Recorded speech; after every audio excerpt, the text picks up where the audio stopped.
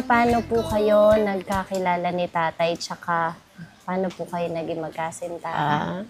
Magkababata kasi kami, magkalaro. Hanggang sa lumaki kami, magkasama. Ayun, siguro. Magkababata po, magkapit-bahay po kayo. Opo. Nung magkalaro po kayo ng mga bata kayo, lagi po kayo magkakampi. Oo, So lagi magkasundo na po talaga kayo, Oo, nung bata talagang pa ano lang na kami kayo. talaga. Oo.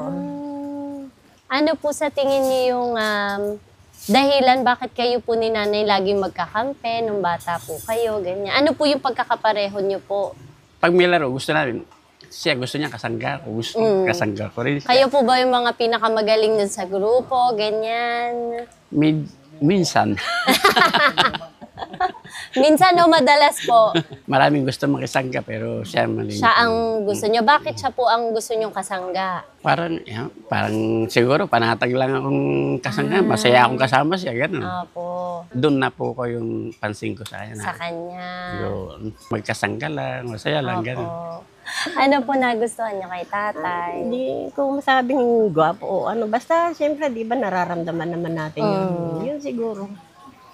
Noon po kasi, 'di ba kapag bata pa po, ang parang kapag mahal niyo po may kilig-kilig pa po, ganyan.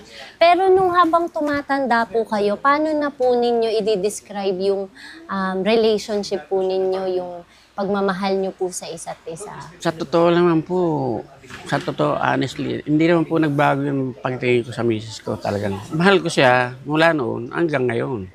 Ang pagmamahal ko hindi bagamat kumisan, tao lang, nagkukulang, talagang kumisan nagkakamali, gano'n. Pero yung pagmamahal, hindi nawala yun. Kahit na nung na kaming isa, dalawa, hanggang sa dumami. Kanina po, nabanggit niyo po, magkasangga po kayo, magmula nung bata pa po kayo, magkalaro po kayo. Pero nung mag-asawa na po kayo, paano niyo po masasabi na kayo po na dalawa, na mag-asawa po, magkasangga din po kayo sa buhay? Nag-uusap po ba kayo? Paano niyo po yun pinapakita sa isa't isa? Kami lang magkakaintindihan, dalawa. Dahil kami sa umpisa, dalawa kami. Matatapos din kami sa dalawa. Kaya kung ano man yung sa magulang ko, sa magulang niya, sa mga anak niya, kung ano man masama, mabuti. Kaya sabihin niya sa akin para alam ko, wala kaming tago. Paano niyo po pinapanatili yung pagmamahalan niyo po? Yung inaalagaan mo siya, sa lahat ng bagay, iniintindi mo siya, gano'n. Mga pangangailangan niya, ibinibigay mo, gano'n. Para yung ano namin, hindi mawala sa isa't isa. Nagbibigayan kami, gano'n. Yan. Kayo po, tay, paano niyo po pinapanatili yung pagmamahalan niyo po? Ano pong mga ginagawa niyo po para kay nanay? Ay, kung minsan po, meron mga bagay na kung minsan, kung meron, lalo kung meron nagkakaroon ng karamdaman, inaalagaan mo siya talagang maigi. Pinakikita mo kung paano mo siya kinakalinga, gaano kahalaga sa iyo siya. Kaya ang lahat na lang ng pag-aalaga o pag-iingat, ginagawa mo sa kanya.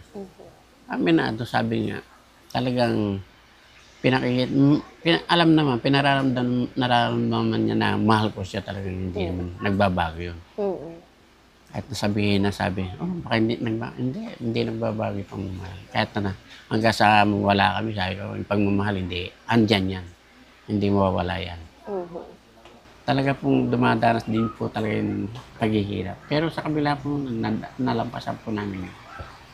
Kaya magkasama naman kaming sa hirap o saya, magkasama kami. 50 years po, hindi po biro yung mga pinagdaanan po ninyo, pero hanggang ngayon po magkasama po kayo. Ano pong mensahe niyo para kay nanay? Kahit na po ano pong dumating na pagsubok sa amin, mga nangyayari sa buhay namin, hindi ko siya iyon. Ayun po. Ang pinagpapasalamat ko nga po sa kanya, yung pag-unawa niya sa akin, na meron akong mga pagkukulang, pagkakamali.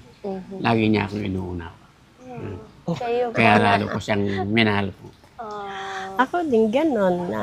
Kahit ano yung mga, kaya ko namang pagbigay sa kanya lahat yung pangunawa dahil mahal ko yan. Gusto ko talagang magkasama rin kami habang buhay. Thank you so much po!